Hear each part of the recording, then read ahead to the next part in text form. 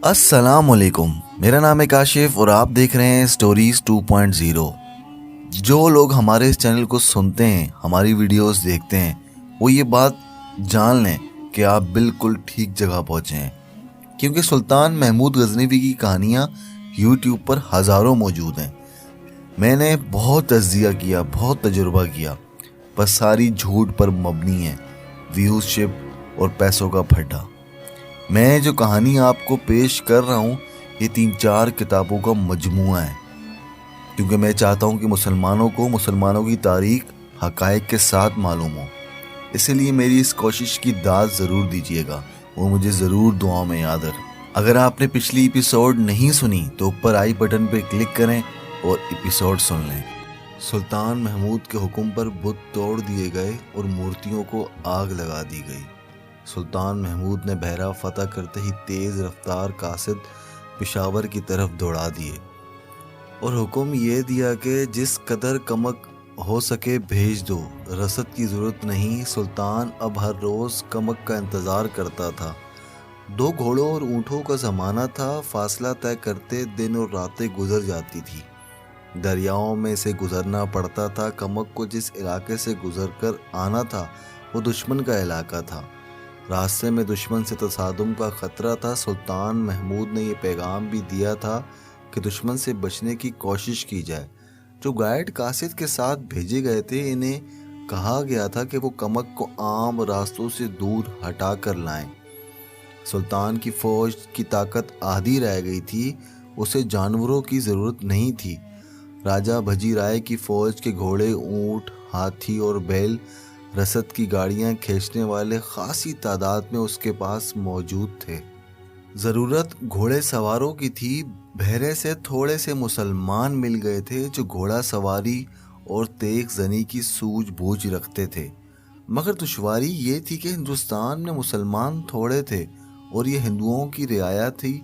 इन पर नज़र रखी जाती थी कि ये तेग जनी और तीर अंदाजी को अपना शुगल ना बनाए। मुसलमानों को फ़ौज में भी कम लिया जाता था। हिंदू राजा, महाराजे और पंडित इनकी अस्करी रूह मार रहे थे।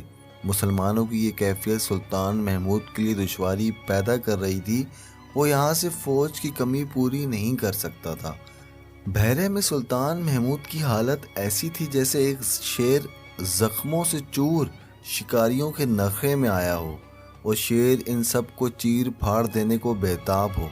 सुल्तान अपनी मसनद से, अपनी मंजिल से बहुत दूर था और दुश्मन के नरखे में बैठा था। सूरत ऐसी पैदा हो गई थी कि जिसमें ना सिर्फ उसकी फ़ौज की तबाही यकीनी थी, बल्कि जान भी बचानी मुश्किल हो गई थी। इसके सलारों पर ऐसी संजीदगी तारी थी जो तज़ बतज़ की सूरत में इख्तियार कर जाती थी। सुल्तान महमूद ने एक रोज़ अपने सालारों और उनके नायबों को बुलाकर कहा, मैं जुआ नहीं खेल रहा। मुझे अच्छी तरह एहसास है कि हमें कैसी कैफियत और कितनी ख़तरनाक सूरत हाल का सामना है, मगर हम भागेंगे नहीं। खुदा हमारे साथ है। बहुत से ज़ख्मी लड़ने के काबिल हो गए हैं। कमक आ जाएगी, हमें मुल्तान पर फ़ौज कशी करनी है। जासूसों की इत्तलाएं तुम्हारे सामने हैं। मुल्तान की फ़ौज को लड़ने का तजुर्बा नहीं।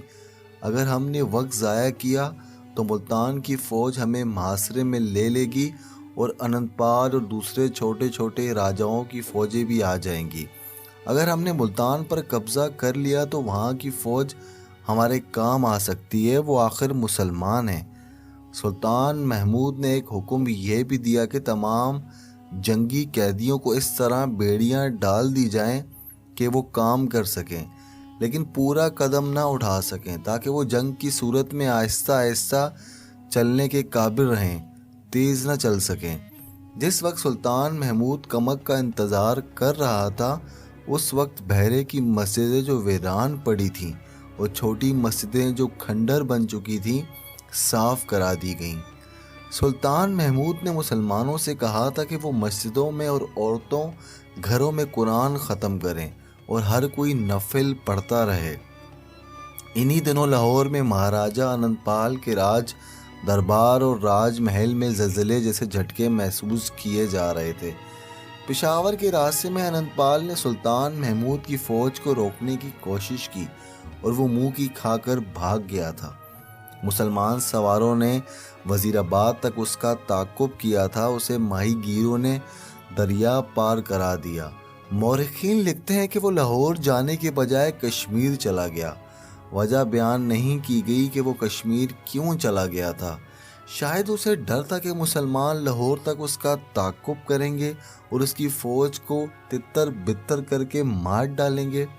لاہور میں اس کا نوجوان بیٹا سکھپال تھا۔ وہاں جو فوج تھی اس کی کمان سکھپال کے ہاتھ میں تھی۔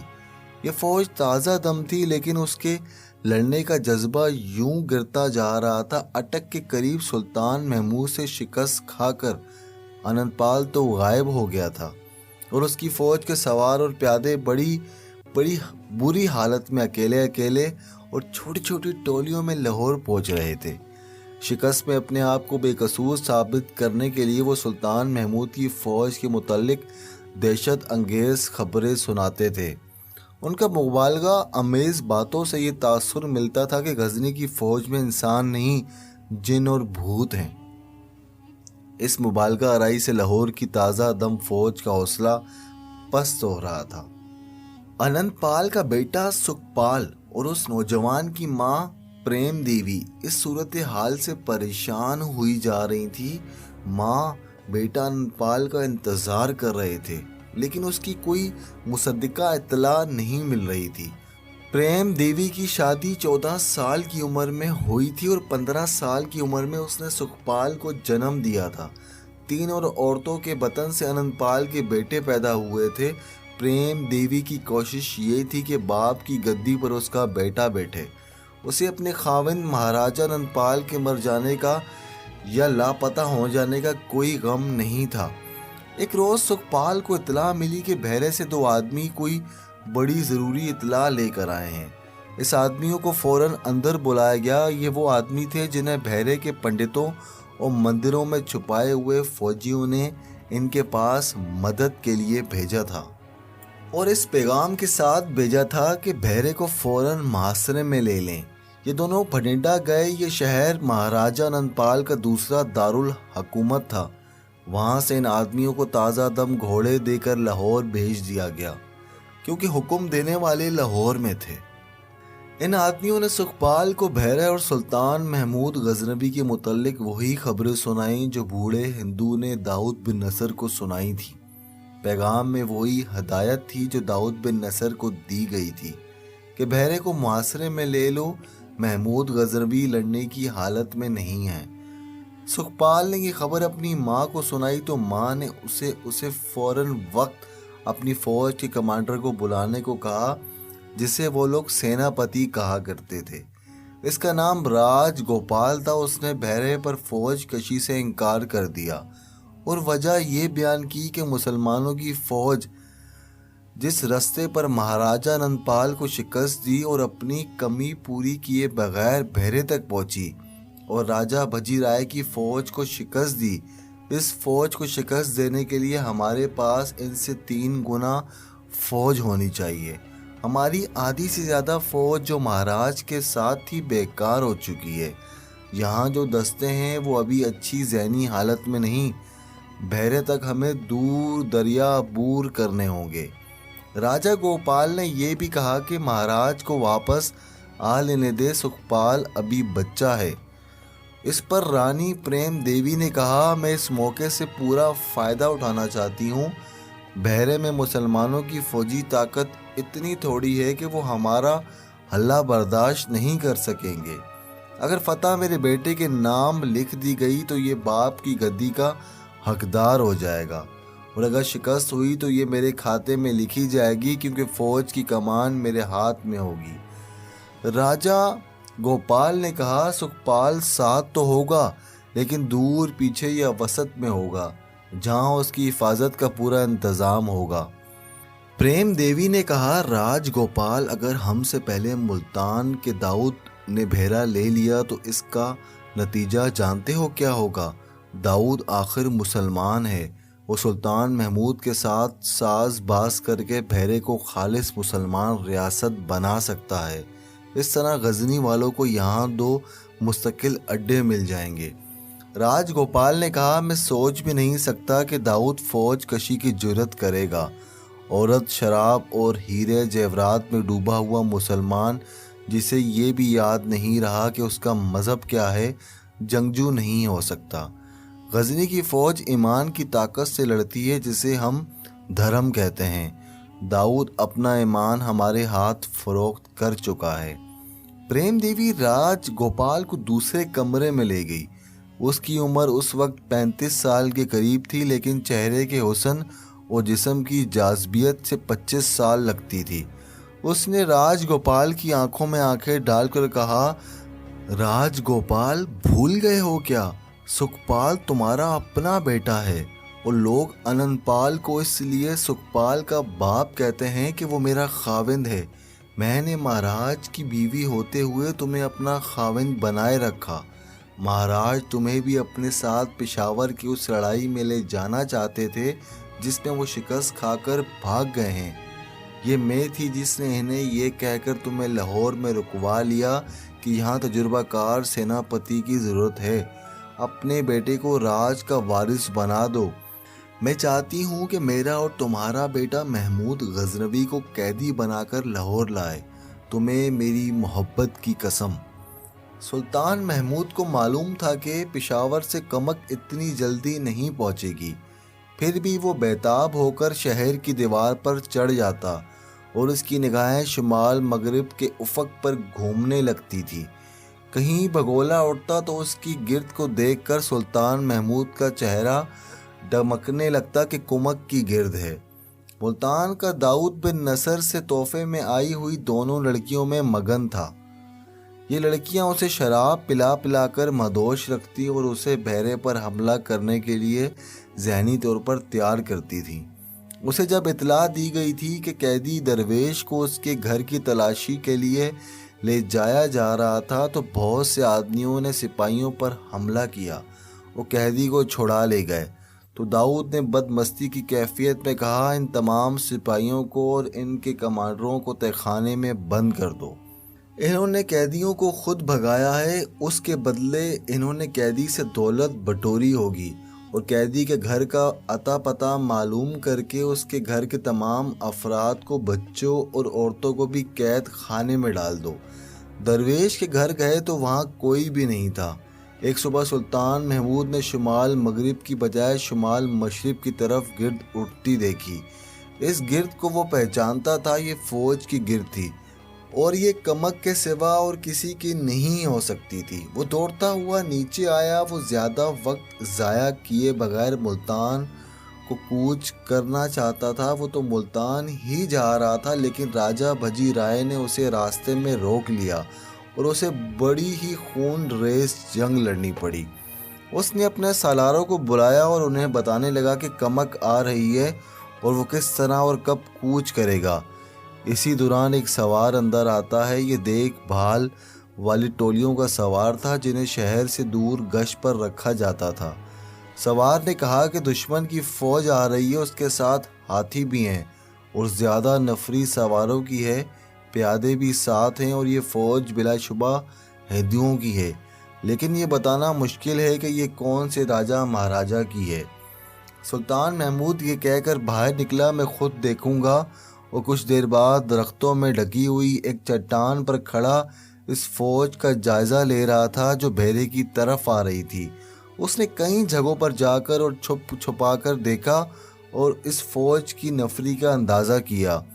سلطان محمود غزنوی نے دشمن کی فوج کو دیکھتے ہوئے اپنے سالار سے کہا کہ ہم محاصرے میں نہیں لڑیں گے۔